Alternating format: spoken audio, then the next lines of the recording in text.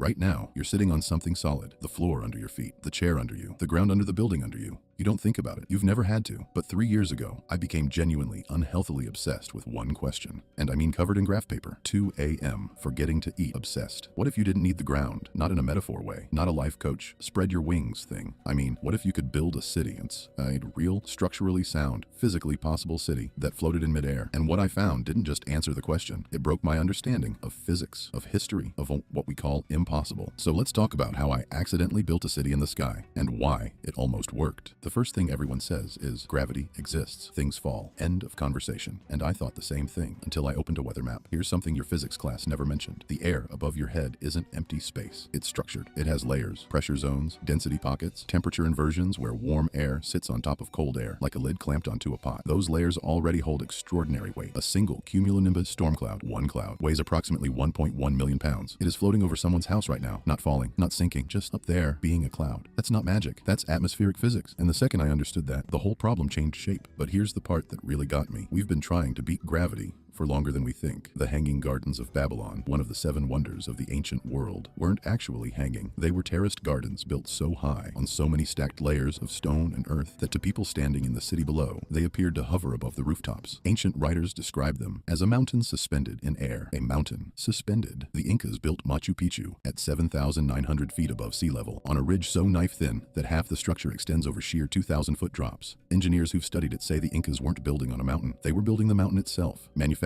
foundation where there was none. Every civilization, every era, same obsession. We keep finding new ways to almost win against gravity. Okay, stop. I need to tell you about aerogel right now because this is the moment I started losing sleep. Aerogel is a real material invented in 1931 by a chemist named Samuel Kistler, who made a bet with a colleague that you could replace the liquid inside a gel with gas without making it collapse. He won. What he got was a substance that is 99.8% air. It is technically a solid. You can hold it like a piece of dry foam. It's one of the best thermal insulators ever discovered. NASA uses it in Mars rover wheels. A slab of it the size of an adult human weighs less than a pound. And here's the thing that kept me up at night. In certain atmospheric conditions, aerogel's density is so close to the surrounding air that it doesn't fall in any meaningful sense. It drifts. I'm not saying we build a city out of aerogel. I'm saying that for one night, staring at my ceiling at 2 a.m., I genuinely believed we could. And I've never fully unbelieved it, so I went deeper. Because if not aerogel, then what? There are 3 serious, peer-reviewed, scientifically legitimate proposals for mid-air cities that real engineers have explored. Not science fiction, not concept art, funded research. The first is cloud cities on Venus. I know, stay with me. Venus has a layer of atmosphere about 50 kilometers up where the temperature is 75 degrees Fahrenheit. Pressure matches sea level on Earth and radiation is manageable. NASA scientists have actually proposed floating habitats there. Why does it work? Because on Venus, breathable air is a lifting gas. A bubble of Earth air on Venus floats exactly the way a helium balloon floats here. You don't need any technology to lift it. The physics just does it. The second is tethered sky structures. A city built not on the ground but hung from above, suspended beneath a massive buoyant platform in the upper atmosphere. An upside-down skyscraper dangling from a balloon the size of Rhode Island. Several serious aerospace engineers have run the structural numbers. It holds. The third one broke me. Active support. Instead of floating, you build a city that constantly moves. A circular structure spinning fast enough that the momentum generates sufficient upward force to counteract gravity. Like a gyroscope. Like a top that never falls because it never stops spinning. All 3 are real. All 3 have been published in scientific journals. None of them have been built yet. But here's what nobody talks about when they talk about floating cities. The hardest part isn't the physics. I spent 3 weeks on engineering. I could have spent 3 years. But somewhere around week 4, I realized something uncomfortable. The engineering problem is mostly solved. Has been for decades. The problem is us. Every attempt to build something that seemed physically impossible, every Gothic cathedral, every suspension bridge, every skyscraper, ran into the same wall. Not gravity, not math. People. Someone who said it couldn't be done. Investors who flinched. Governments that banned it. Entire populations who looked at a blueprint and felt in their bones that this was wrong, that it was against the natural order. There's something psychologists call status quo bias, the tendency to experience change from the current state as a loss, even when the change is objectively better. We are biologically wired to distrust the new, to trust the ground under our feet. That instinct kept us alive for 300,000 years. But it also means every generation has to actively fight their own nervous system to build something that's never existed before. The Sky City problem isn't aerodynamics. It's convincing people that the sky is an option. So after 6 months of research, 3 notebooks, 2 failed simulations, and 1 very patient partner who stopped asking what I was doing at midnight, I built a model, not a city, a proof of concept, a small carbon fiber and aerogel lattice, roughly the size of a shoebox, that I suspended inside a controlled air column in my garage, using directional fans and calibrated pressure differentials. It floated for 47 seconds, and I know that's nothing. I know it doesn't scale. I know 47 seconds in a garage with a janky fan setup isn't a city in the sky. But for 47 seconds, something I made was not touching the ground, and I stood there under terrible fluorescent lighting with a fan that smelled faintly of burning plastic, and I thought, someone is going to do this for real, at scale, and on the day they do, everyone will say it was obvious. Here's what I want to leave you with. The first person who seriously proposed skyscrapers, not tall buildings, actual skyscrapers, was told the ground couldn't support them, that wind would topple them, that no person's mind could handle being 100 floors above the earth. They were wrong about every single part of that. Right now, there are people eating lunch on the 120th floor of a building, not thinking about it, not marveling, just eating a sandwich. Every physical limit in history has turned out to be a failure of imagination, not a law of nature. So no, I didn't build a city in midair. Not really, not yet.